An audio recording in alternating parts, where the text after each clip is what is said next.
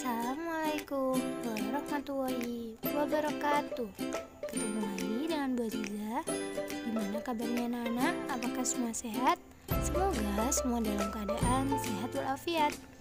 Pada video kali ini, Ibu akan menjelaskan tentang sistem peredaran darah pada manusia. Apakah kalian tahu apa saja organ sistem peredaran darah pada manusia? Dan bagaimana proses peredaran darah pada manusia? Mari kita simak videonya bersama-sama. Pada video kali ini, kita akan membahas tentang apa itu sistem peredaran darah, organ peredaran darah, dan juga peredaran darah besar dan peredaran darah kecil. Mari kita simak videonya bersama-sama.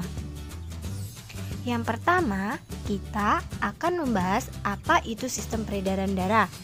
Sistem peredaran darah merupakan suatu sistem yang berguna untuk menyalurkan berbagai zat penting seperti nutrisi dan oksigen dari jantung ke seluruh tubuh. Peredaran darah manusia merupakan peredaran darah tertutup karena darah mengalir di dalam pembuluh darah yang saling berhubungan. Sedangkan peredaran darah ganda juga dimaksud sebagai peredaran darah manusia karena darah mengalir ke seluruh tubuh dengan melewati jantung sebanyak 2 kali. Selanjutnya kita akan membahas darah. Darah merupakan suatu jaringan yang terdiri atas sel-sel darah. Darah juga memiliki komponen darah seperti plasma darah, sel darah merah, sel darah putih, dan juga keping darah. Sebelum kita membahas lebih jauh, mari kita cermati komponen darah. Berikut adalah contoh gambar komponen darah. Pada bagian yang pertama, yaitu pembuluh darah, dan juga yang kedua, cairan ini disebut dengan plasma darah. Ketiga, sel darah merah, sel darah putih, dan juga keping darah. Marilah kita bahas satu persatu komponen darah. Yang pertama yaitu plasma darah. Berikut merupakan gambar dari plasma darah. Adapun ciri-ciri plasma darah yaitu berwarna bening, kekuningan, dan terdiri dari 92% air. Yang kedua, berfungsi mengedarkan sari-sari makanan, protein, dan juga hormon. Yang ketiga, membantu membuang zat-zat metabolisme.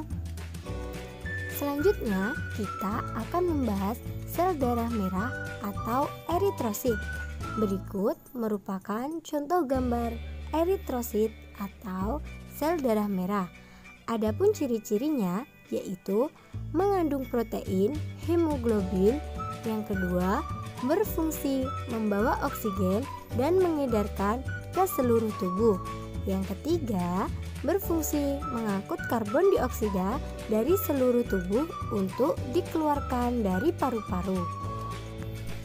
Selanjutnya, sel darah putih atau leukosit. Berikut merupakan contoh gambar sel darah putih. Adapun ciri-ciri dari sel darah putih yaitu berperan melawan bakteri, virus, dan kuman penyebab penyakit pada tubuh. Yang kedua, membantu meningkatkan daya tahan tubuh. Selanjutnya yaitu keping darah atau disebut dengan trombosit. Berikut merupakan contoh gambar dari trombosit atau keping darah. Adapun ciri-cirinya yaitu membantu proses pembekuan darah dan pembuluh luka. Yang kedua, memperbaiki pembuluh darah yang rusak.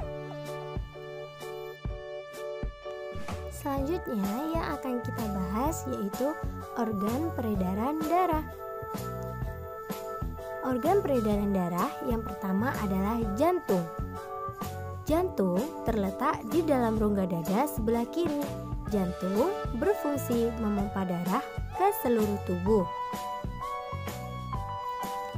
Jantung manusia terdiri atas 4 ruang, yaitu serambi kanan, serambi kiri, bilik kanan, dan bilik kiri. Antara serambi dan bilik dipisahkan oleh katup. Katup tersebut berfungsi agar darah tidak kembali ke serambi. Pembuluh darah merupakan saluran tempat mengalirnya darah dari jantung ke seluruh tubuh dan dari seluruh tubuh kembali ke jantung. Pembuluh darah ada 2, yaitu pembuluh nadi atau disebut arteri dan pembuluh balik yaitu disebut vena. Pembuluh nadi merupakan pembuluh yang mengalirkan darah dari jantung ke seluruh tubuh. Sedangkan pembuluh balik merupakan pembuluh yang mengalirkan darah dari seluruh tubuh menuju jantung. Berikut ini merupakan perbedaan pembuluh nadi dan juga pembuluh balik.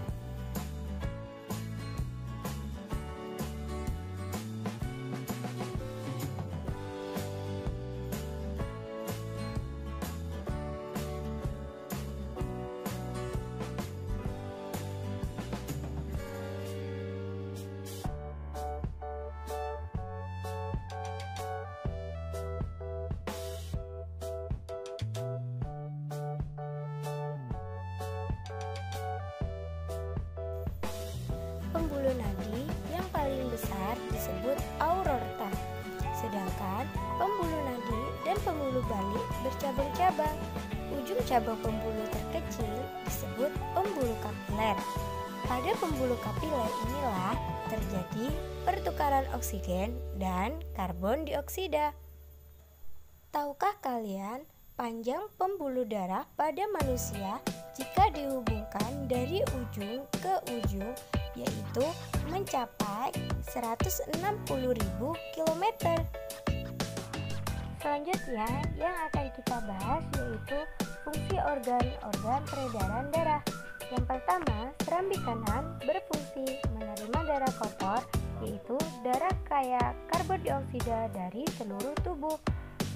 Serambi kiri berfungsi menerima darah bersih dari kaya oksigen dari paru-paru. Sedangkan bilik kanan memompa darah kotor dari kaya karbon dioksida dari jantung ke paru-paru. Sedangkan bilik kiri memompa darah bersih dari kaya oksigen dari jantung ke seluruh tubuh. Vena pulmonalis membawa darah yang banyak mengandung oksigen dari paru-paru ke jantung. Arteri pulmonalis mengalirkan darah yang banyak mengandung karbon dioksida dari jantung ke paru-paru. Sedangkan paru-paru berfungsi sebagai penyuplai oksigen ke dalam darah. Selanjutnya yang akan kita bahas yaitu peredaran darah besar. Peredaran darah besar adalah peredaran darah yang berasal dari jantung menuju seluruh tubuh dan kembali lagi ke jantung. Berikut ini merupakan urutan peredar, yaitu yang pertama dari bilik kiri yang mengandung kaya akan oksigen, lalu memompa darah ke seluruh tubuh, masuk ke aorta, lalu melewati pembuluh arteri, menuju tubuh bagian bawah dan bagian atas. Setelah pembuluh darah sampai ke seluruh tubuh, terjadi pertukaran gas oksigen dan karbon dioksida pada pembuluh kapiler.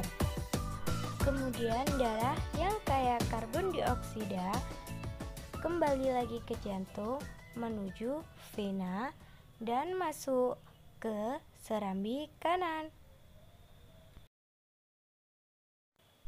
Setelah kita membahas peredaran darah besar, sekarang kita akan membahas peredaran darah kecil. Peredaran darah kecil adalah peredaran darah yang berasal dari jantung menuju paru-paru dan kembali lagi ke jantung.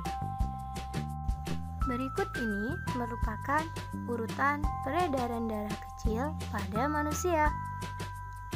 Bilik kanan mengandung kaya karbon dioksida, memompa darah menuju paru-paru, melewati pembuluh arteri pulmonalis, kemudian di paru-paru terjadi pertukaran karbon dioksida dan oksigen. Kemudian darah yang kaya oksigen akan kembali ke jantung melewati pembuluh vena pulmonalis dan masuk ke serambi kiri. Sekian penjelasan dari Bu Aziza, semoga bermanfaat ya untuk kalian semua. Jangan lupa tetap semangat belajar ya di rumah. Sampai ketemu di video-video selanjutnya. Wassalamualaikum warahmatullahi wabarakatuh.